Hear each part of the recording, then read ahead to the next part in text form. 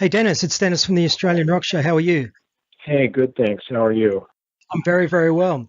Now, we have been wanting to have you on the show for some time, and we could certainly spend considerable time digging into your rich musical heritage, but I do purposely want to keep the questions contemporary and talk about your brand new solo album called Lost for Words, which was released a couple of days back on the 1st of September, and to also talk a little bit about the current activity in the Radio Birdman camp with shows booked in Australia and Europe for late September and all through October. As usual, mate, you have plenty on your plate at the moment. It's always like this. Whenever I think there's going to be some clear time up ahead, it never happens. Before we rip into this interview, I must give thanks to my brother Colin, who I'm filling in for today. He cannot be here due to work commitments, and the majority of questions for this interview were in fact compiled by Colin. Cannot thank him enough. Colin actually put out a compilation called Rock and Roll War on the Vicious Kitten label back in 2000. Dennis, do you recall submitting a tune called Out of the Mood for that comp? Yeah, vaguely I do, yes.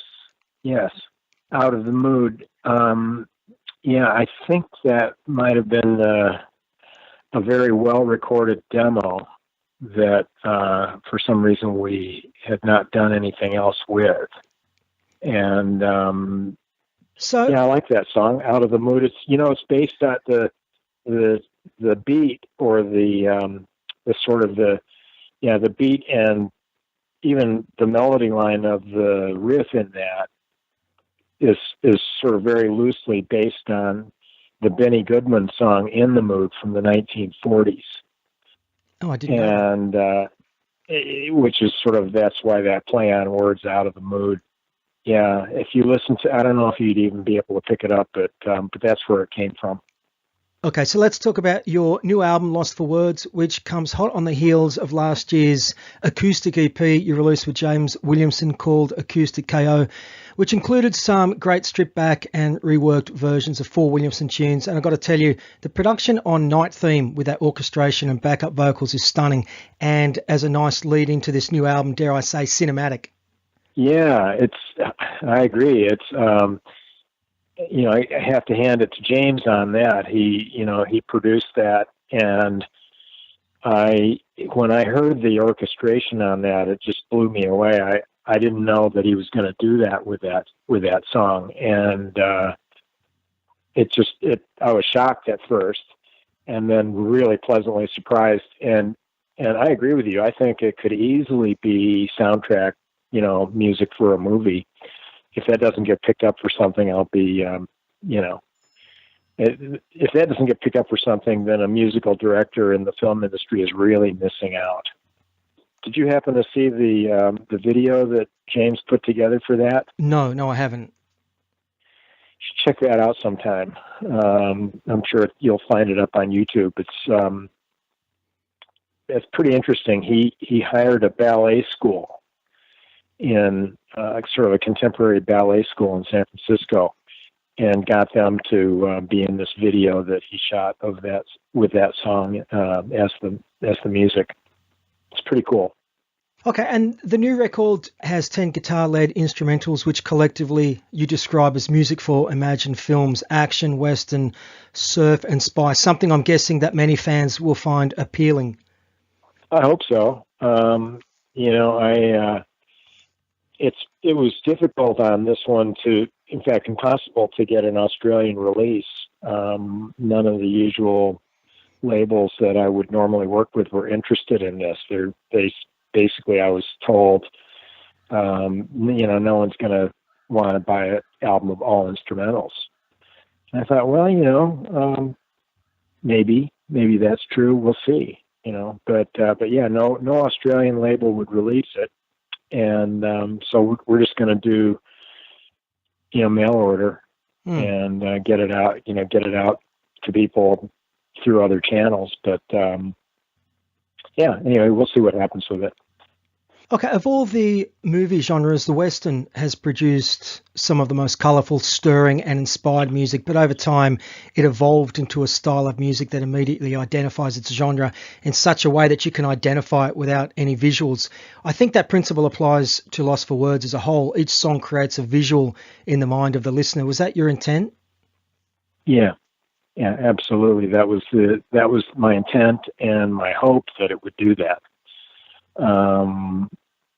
I guess what you're telling me is that at least for you, that kind of works, which is great to hear. So what, if any, films were you invoking when you put this album together? Oh, no film in particular, although, I'm thinking of films of a certain genre, spy films, for some of them, and then spaghetti westerns, the 60s type spaghetti westerns, for some of them. And, stuff, Ennio Morricone, stuff that he would write soundtracks for. And then I think some of them might suit some of the earlier Tarantino type films. But I didn't have a specific, storyline or plot in mind for any of those songs. I just did the music, and I hoped that the music would trigger that kind of imagination in the listener.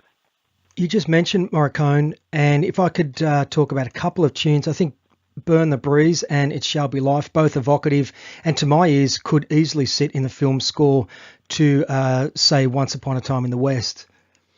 Yeah, well, thank you. That's great. That's what I was, that's the target that I was shooting at. Even a tune like Lies and Bullets, which could be pulled from any Sean Connery Bond film, maybe. Yeah, that's right. I guess the only one of those tracks that really isn't very cinematic is Boneyard, which is it's just sort of evolved on its own into what it is, and to me it's more of like a Booker T and the MGs Memphis soul instrumental. Those guys came up, the Barkays and the Marquis and Booker T and the MGs did a lot of instrumentals back in the 60s, and I think that Boneyard one sort of fits in with those. Not so much as a film thing, but as a soul instrumental.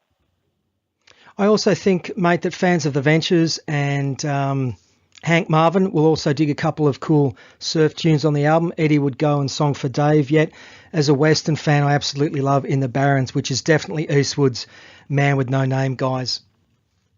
Yeah. I mean, that one is the surf tunes are obvious. I mean, that's the genre of those tunes. There's no mistaking that. The Barons, definitely wrote with an Eastwood sort of character in mind. The guy walks away from the burning village, and the one last surviving demented guy is ringing the church bell at the end. That's it right there.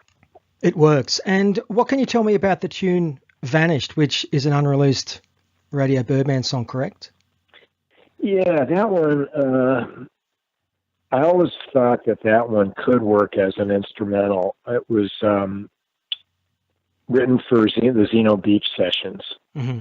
So I wrote that a long time ago, maybe 12 or 14 years ago or more.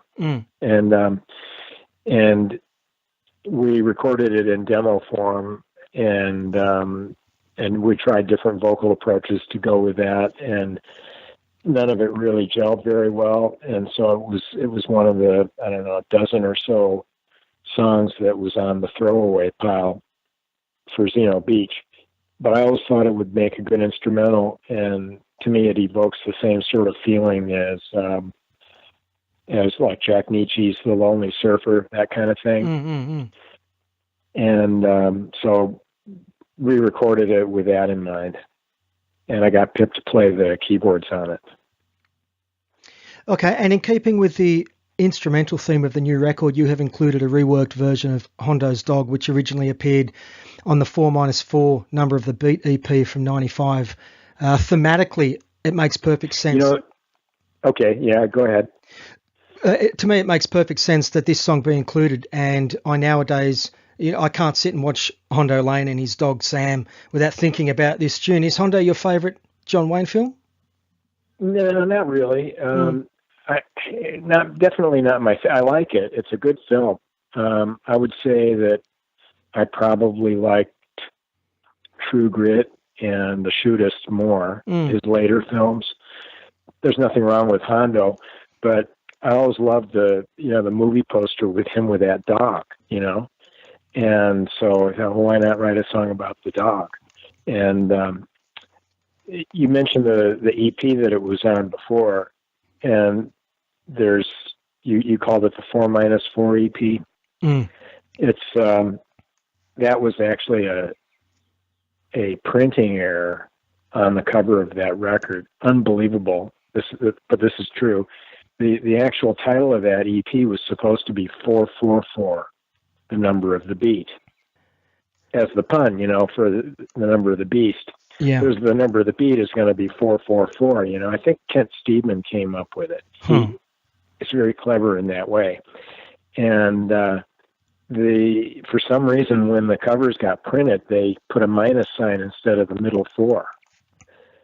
And I was really upset about that and talked to the Red Eye boss about it. And I made him promise that when it got reprinted that they would correct that. Of course, it never sold enough copies to ever become reprinted, so it was only ever 4-4. But that doesn't make any sense. 4-4, sure. The number of the beat. Sure. Well, hopefully we've cleared that up. Some of the stuff that happens is just unbelievable. Like on the first Dictators album, when they wrote Adney instead of Andy Sherman. Correct. And then he went with it and became Adney for several years. He ran with it. He did. Can I also say that Comanche, a tune from your 2016 album Mean Old Twister, would also have sat comfortably on this new record? Yeah, it would have. And in fact, the fun that we had doing that song, and what was for me the artistic success of it, how it came out, was really one of the things that convinced me that it's a good idea to do more instrumentals. Okay, now you recently played some shows in China. How did that come about, and how well received were the shows?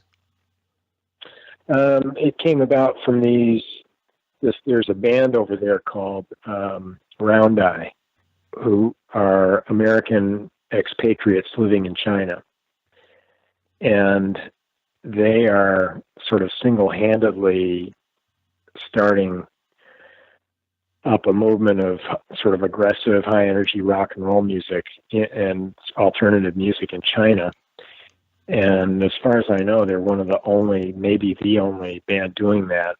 And as part of their drive to get this music happening over there, they have had several bands come over, and they make all the arrangements and they make all the bookings and do everything that you need to help you get there, including getting work permits, which is not easy at all in China to get a work permit for a musician.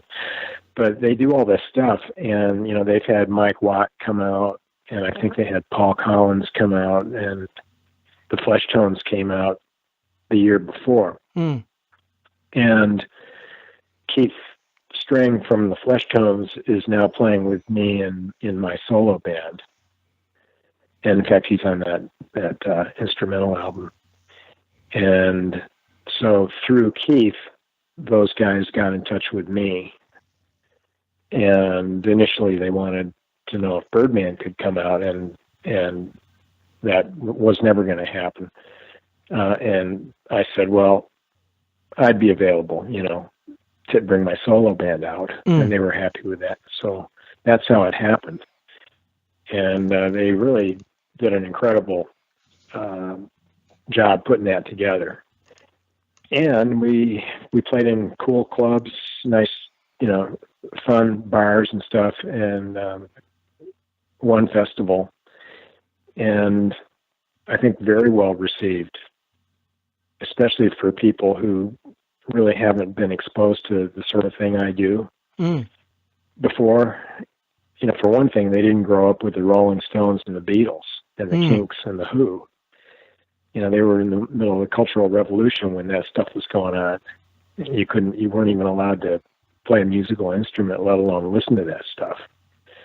And so they're coming at it from a completely different angle, and I think a pretty fresh angle, really, because it's a new thing for them, and they dug it. The kids, young people at the shows, they got into it.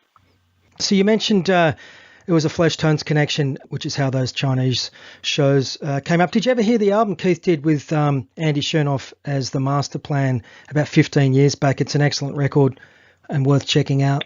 Yeah, I did. I am familiar with that record. It's fantastic.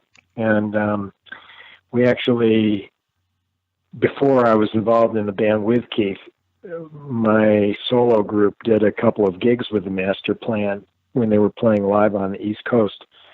And they're great live, too. I mean, it's great to see Andy up playing. And I think they should get the Master Plan back together. In fact, we were talking about that recently.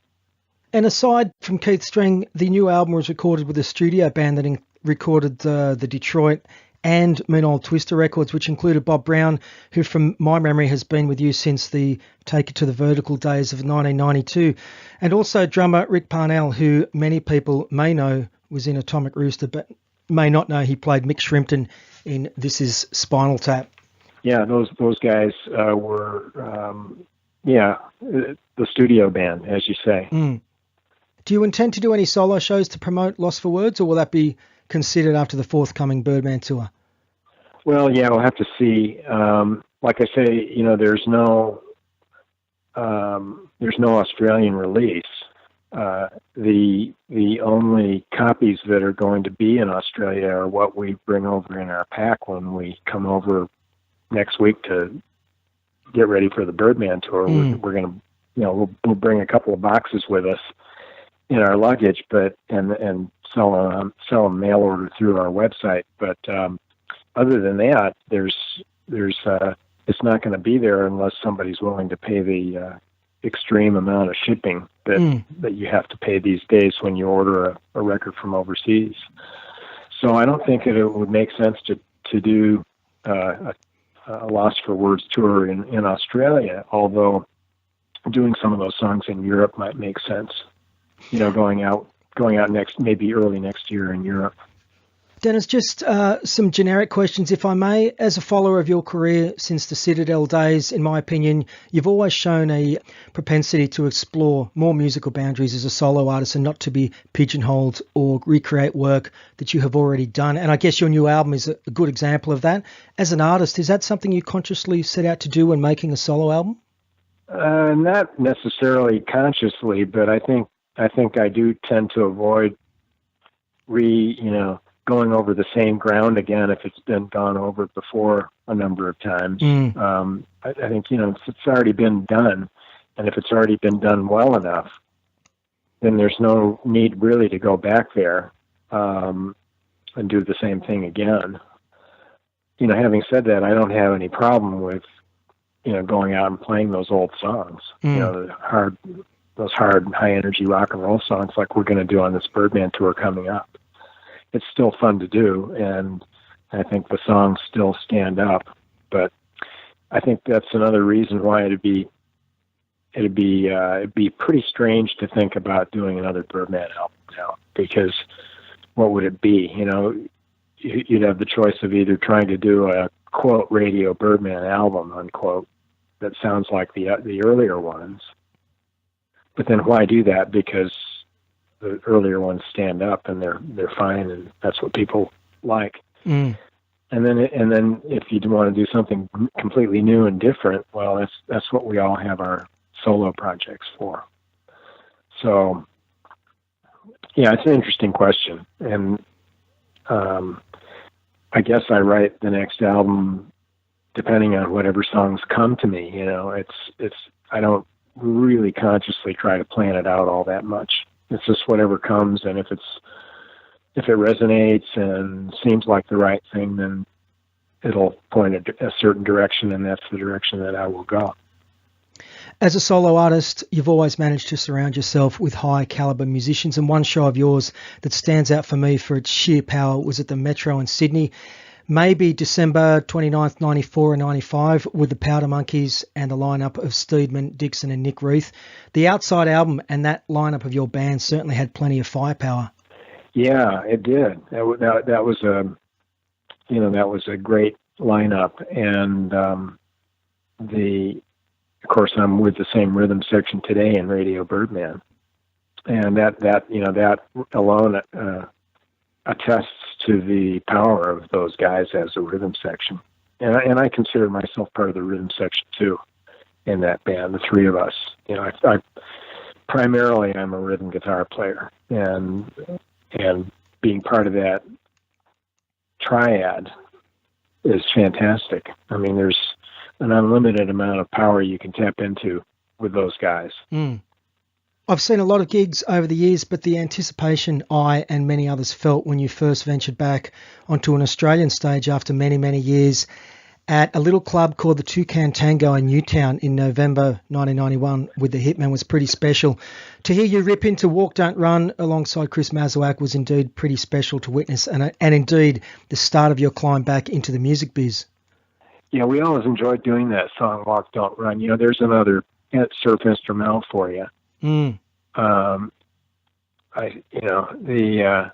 What we did was closer to the Pink Fairies version than the Ventures version, but still, there it is, another instrumental. And I think I've always worked really well with Chris. It's a shame that we can't work together anymore, but that's the way that is. Okay, I've got to ask you one question about the music business, and I want to get your opinion on a recent quote by Bruce Dickinson from Iron Maiden, who said, when you consider that most people, when they sit down and listen to an album, they might drink a pint of beer or have a can of energy drink or something else like that. So they'll pay for the price of an energy drink, but they won't pay the price for the album. I guess the bar is now so low in terms of what value people place on people's creativity and music. Do you agree with that? And do you have an opinion on the state of the music industry nowadays? I generally agree with that. It's there's nothing you can do about it, though. I mean, there's no point in whinging about it. I think what the general public, especially young people, by young I mean anything under like 40 or so, what they think is intellectual property is completely different than what I think it is, and they just don't. The people today don't see that as property. They see it as something that should be open access and free, through the internet. And I've had this discussion with a lot of young people, and it's like having a discussion about religion with somebody. The normal rules of logic and rational argument don't necessarily apply here because they're coming at it from a completely different perspective than mine. And I suspect the guy from Iron Maiden and a lot of other older musicians and songwriters too. The problem with that is, I love having everything available and free. It's great. But the problem with that is that to get music out in front of people is expensive. I might spend $7,000 or $8,000 or $9,000, and that's like bare bones minimum to get an album out with only a few hundred copies, because the expense comes in the recording of it, the travel of the musicians, mixing, engineer time, mastering, all that stuff, cutting. It's expensive, and if you don't pay the person for that product, then a lot of them aren't going to do it. Some of them will do it if they get, patronage funding or crowdfunding, or if they're independently wealthy, or if they have another good job like I did, and I could pay for that stuff anyway. And I would do it for the love of the music, even if I couldn't sell it. But for a lot of musicians and songwriters, they need that income to be able to do it. And so if you cut that off, I think there's going to be less creative music out there. I mean, there's still going to be a ton of formularized crap like pop music is today. I mean, most of it's written by 2 or 3 guys on a computer, and they go to the same formula, and they do the same thing, and they use the same limit, maximum limiting and compression, so that it all sounds as loud as everything else, and go to the formula, and that's what sells these days. And but as far as getting a lot of songwriters out there doing interesting, new, creative things that might break that mold or be different, if you don't pay them, it's not going to happen. At least not in a way that very many people will hear about. It's an important question, but it is a depressing one when you think about the value some of us have and still place on music and rock and roll. I agree. Yeah, you're right. So, Deniz, you now call the 50th state home. What prompted the move out of Australia to Hawaii as opposed to, say, a return to Montana? Family reasons. Okay. Well, since your time in Hawaii, have you found yourself, consciously or not, at a location on the islands and thought, I think either Jack Lord or James MacArthur stood here once? Yes, of course. Especially whenever I go over to Oahu or go to Honolulu. I when I'm over there, I've seen this on an episode, this area, yeah. Good stuff. I just want to refer listeners to your website, which is deniztek.com. There is a wealth of information there about all the bands you've been in, your artwork and music, of course. But I absolutely love how you share some of your amazing stories about your life's experiences, and not just in rock and roll, everything from the amazing story about your 1958 National Valtrol Baron guitar and meeting Keith Richards in 73 to the gig you played out of Picton with TV Jones and the Guy Beadle who got you back to the city in time. As a rock fan, these stories are so interesting, but there's also a historic significance where you describe playing iconic venues such as Checkers and the Whiskey or Go-Go. Do you have a book in you, Deniz? Yeah, maybe. I just have to find the time to do it. I actually made a start on a book and wrote about 4 chapters of it, and then I just got overwhelmed with other stuff I had to do. So yeah, it's there on the shelf, and sooner or later, if the circumstances allow, I'll get back to that and put all those stories together and put them in a book. Jonathan Sakira's movie about Radio Birdman in many ways brought Vivian Johnson's book about Birdman up to date somewhat. Are there plans to update that book? I don't think so. At least Vivian hasn't mentioned it to me. If she does, I seriously doubt it. I think Vivian's had enough of that stuff. Actually, she's pretty busy with family and other things these days, and I don't think she wants to go back there. Deniz, there is so much more to your story that we could have talked about today, but didn't. We didn't talk about the Soul Movers or Dodge Main, the Golden Breed, Visitors, New Race, or indeed your amazing artwork. So we'll have to dig into this sometime in the future. Listeners need to head to deniztek.com. Mate, before you go, every guest on the show gets to request a song by an Australian band. Can be one of yours or something significant to you. What would you like to choose and why? God, that's a good question. Let's go with If I Had a Ticket by Phil Jones and the Unknown Blues. Why have you gone with that one? It was one of the first Australian hits that I heard that I loved, and it was so obscure and odd, and it's a song that very few people have ever really run into unless you happen to be listening to 2SM in 1967. You might have heard it. And then Ed Cooper did a great version of it in the 90s, and I think that was a great choice on Ed's part to do that. Yeah, it's a great song, and not one that's known well enough. Thank you for your time today, Deniz. Really enjoyed chatting with you. Nice talking to you too, and let's do this again one of these days.